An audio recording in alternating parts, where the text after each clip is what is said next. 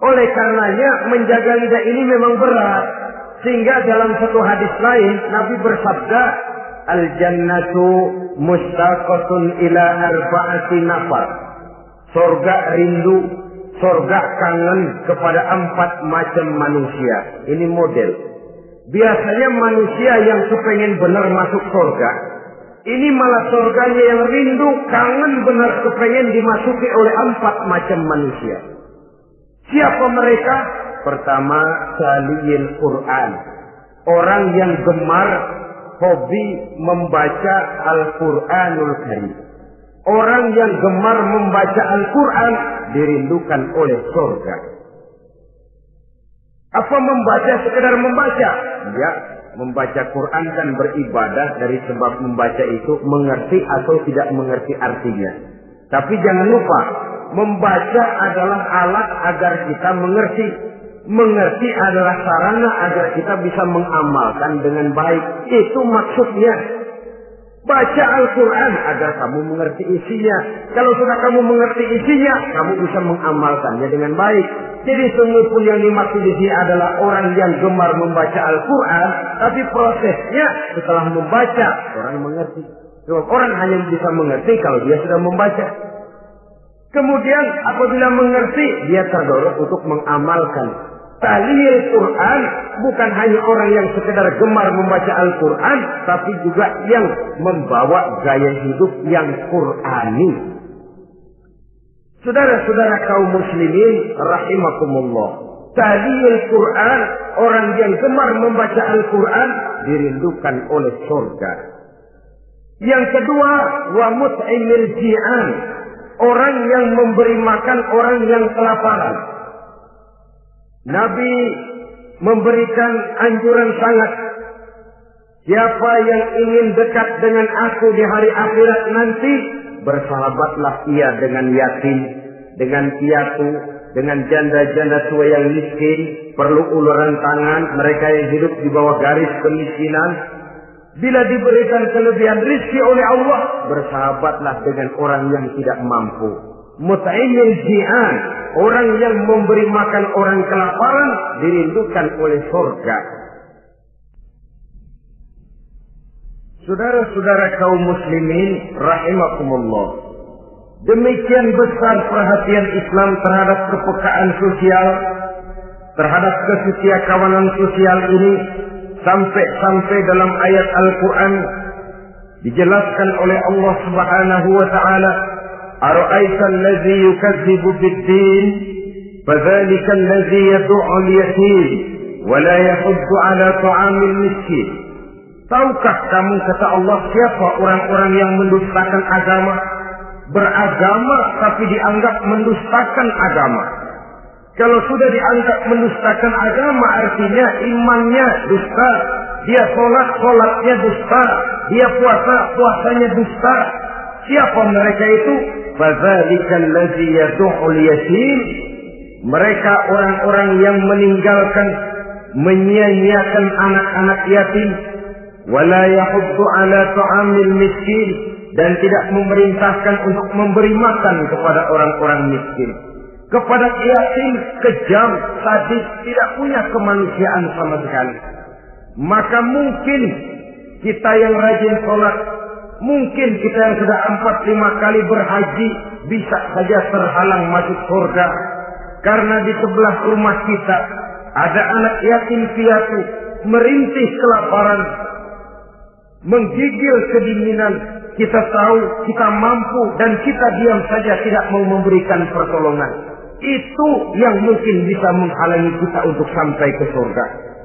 Oleh karenanya, salah satu jenis manusia yang dirindukan oleh surga, mut'imil ji'an, orang yang memberi makan orang yang kelaparan.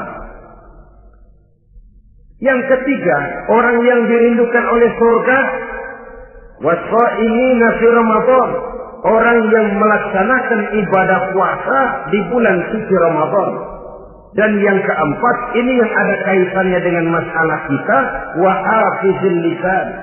Salah satu manusia yang dirindukan oleh surga ialah orang yang pandai menjaga lidahnya. Artinya dia bisa menempatkan diri. Kapan waktunya bicara, kapan waktunya diam. Orang bilang memang kalau bicara itu perak, diam itu emas. Maksudnya diam lebih berharga daripada bicara.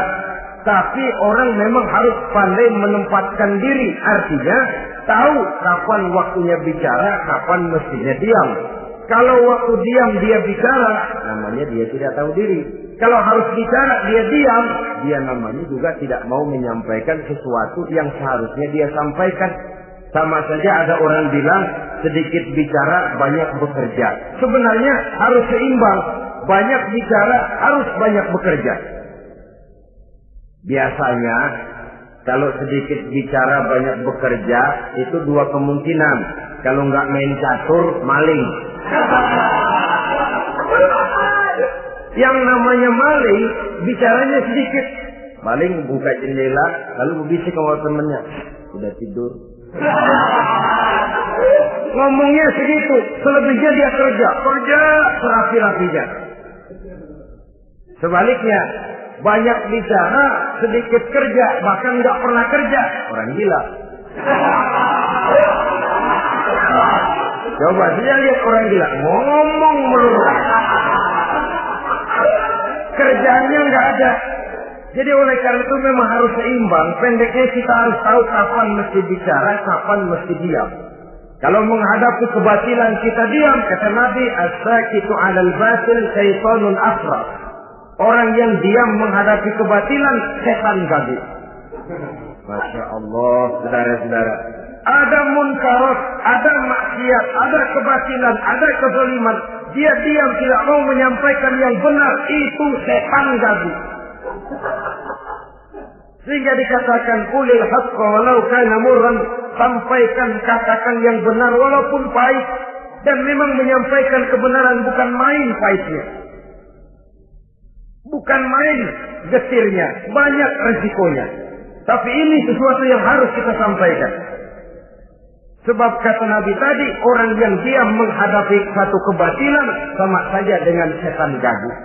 Orang yang pandai menjaga lidahnya dirindukan oleh surga. Dan ini walaupun kelihatannya pekerjaan ringan, kecil, berat, saudara-saudara. Bahkan diceritakan Nabi Ibrahim itu pernah nangis di hadapan Allah Subhanahu wa Ta'ala. Ketika ditegur, ditanya, kenapa kamu menangis Ibrahim? Saya ini seumur hidup pernah 3 kali berdusta, ya Allah. Bagaimana saya tidak bingung mempertanggungjawabkan ini di hadapanmu? Nabi Ibrahim seumur hidup 3 kali bohong, bingung, nangis. Kita sehari 16 kali bohong, nyengir. Nggak ada bingungnya, emang hobi. Kalau nggak bohong, puyeng palanya. Tiap hari selalu mencari sasaran. Siapa lagi gue bohongin? Saudara-saudara kaum muslimin rahimakumullah. Kelihatannya pekerjaan ini kecil, ringan, tapi sungguh berat. Mengerem lidah, menjaga lidah daripada perbuatan ucapan-ucapan yang tidak mengandung manfaat, apatah lagi sampai bersifat dusta dan membahayakan orang lain. Oleh karenanya, dusta ini, kalau dalam agama, berdusta dalam agama, biasanya munafik. Mulutnya beragama, tapi hatinya kafir. Jelas itu munafik. Itu dusta juga. Dusta yang membawa kita kepada dosa kelas kasar. Ya kalau kita mendustai teman, memang dosa. Dosa yang nilainya tidak sebesar kalau kita mendustai agama. Tapi sungguh pun demikian, dosa kecil-kecil juga kalau ditumpuk banyak juga. Padahal kata Imam Ghazali, hati itu seperti kaca. Dosa itu debu yang nempel di kaca. Kalau debu-debu itu terus numpuk, kita malas ngelapnya, malas ngebersihinnya. Jadi satu berkarat di kaca, susah banget ngebersihinnya. Coba kaca kalau udah karatan, pakai silet kita gosok, setengah mati. Begitu juga perbuatan dosa. Kalau kita senang dusta, biarinlah dosa kecil, bohong lagi, bohong lagi, bohong lagi. Numpuk berkarat di hati itu dosa. Nah, hati itu kalau sudah dilingkungi oleh karat, nur, cahaya kebenaran itu sulit untuk masuk. Karena dia sering berdusta, orang lain dianggap sama juga sama dirinya. Ini yang celaka. Oleh karenanya timbul sifat menyamakan orang lain dengan keadaannya sendiri. Dikala itu hati yang sudah penuh dengan noda-noda dosa itu sudah berkarat sehingga sulit untuk dibersihkan lagi. Itu sebabnya Nabi berpesan, ittaqillaha haitsu ma kunta wa atbi'is sayyi'atal hasanata tamhuha wa khaliqin nasa bi khuluqin hasanin. Bertakwalah kamu kepada Allah dimanapun saja kamu berada. Bertakwa dimanapun saja kamu berada. Di pasar takwa kita, di kantor takwa kita, di masjid takwa kita, di rumah tangga bertakwa kepada Allah dimanapun saja kamu berada. Kita sih kadang-kadang takwa juga, cuman musiman. Takwa kita pakai tempat. Asal lagi duduk di masjid, dengerin pengajian, dengar kiai pidato, manggu takwa. Bener. Keluar dari masjid, teler aja lagi.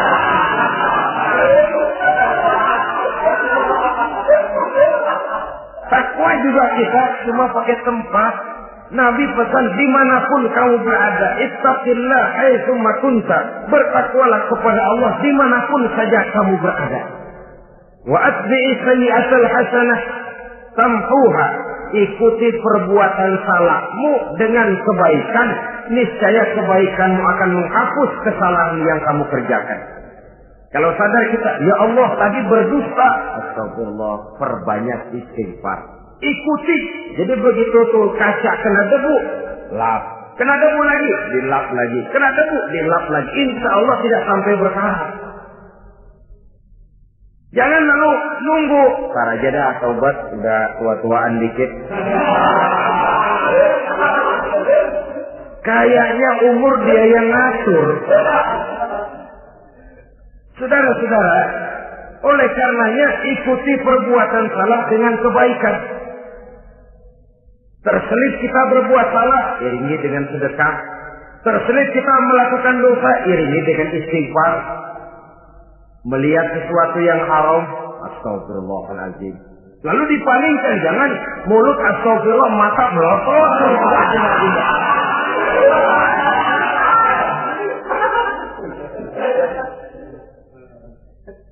Wa khaliqin nasa bi khuluqin hasanin, dan bergaulah dengan manusia mempergunakan akhlak yang baik. Ini pesan daripada Rasulullah sallallahu alaihi wasallam. Jadi oleh karenanya dusta dengan seluruh akibatnya ini bisa menimbulkan bahaya bagi diri sendiri, bagi rumah tangga, dalam pergaulan, dalam usaha, dalam masyarakat, bahkan pada akhirnya bagi kehidupan suatu bangsa dan suatu negara. Lidah yang kecil tapi besar akibatnya bisa menyengsarakan manusia atau menempatkan manusia dalam satu posisi yang tinggi. Kalau kita adakan satu perbandingan, Nabi Ibrahim seumur hidup 3 kali saja berdusta, nangis di hadapan Allah. Kita yang hampir tidak ada hari, ya kalau orang sekarang bilang tiada hari tanpa olahraga. Rasanya kita kalau mau jujur bisa juga bilang tiada hari tanpa bohong. Pernahkah kita menangis menyesali dusta yang sudah kita lakukan? Berapa banyak orang yang sudah kita janjikan kita gantung dengan janji itu. Padahal dia punya hajat yang demikian sangat bergantung kepada kita. Tapi lidah ini enak saja. Gampang dah. Tar. Sok. Gampang dah itu mah. Beres dah beres.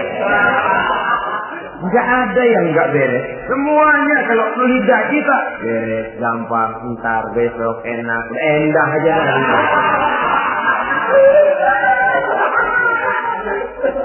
Habis orang kita gantung dengan harapan. Padahal kita tidak bermaksud memberikan harapan itu. Sementara kita melangkah melenggang dengan senyum, sedang orang lain menggerutu. Saudara-saudara kaum muslimin rahimakumullah, ini pada gilirannya akan kembali penyakitnya kepada diri kita juga. Menyuburkan watak munafik, mengucilkan kita dari dalam pergaulan, dan menjauhkan kita daripada ketenangan hidup. Karenanya dusta memang berbahaya. Dalam perjuangan, dusta akan menimbulkan watak pengkhianatan. Dusta juga bisa menyebabkan munculnya musuh-musuh dalam selimut, yang pura-pura berteriak membantu perjuangan, tapi di belakang mencari titik kelemahan kita. Oleh karenanya, mencari teman yang bisa diajak tertawa itu gampang. Mencari teman yang mau diajak menangis itu sulit. Mencari teman yang mau diajak nyanyi banyak. Tapi mencari teman yang mau diajak berkeluh kesah itu yang langka. Oleh karenanya, di dalam kehidupan ini, untuk menjaga lingkungan pergaulan, mari kita berusaha untuk menjaga lidah dengan sebaik-baiknya.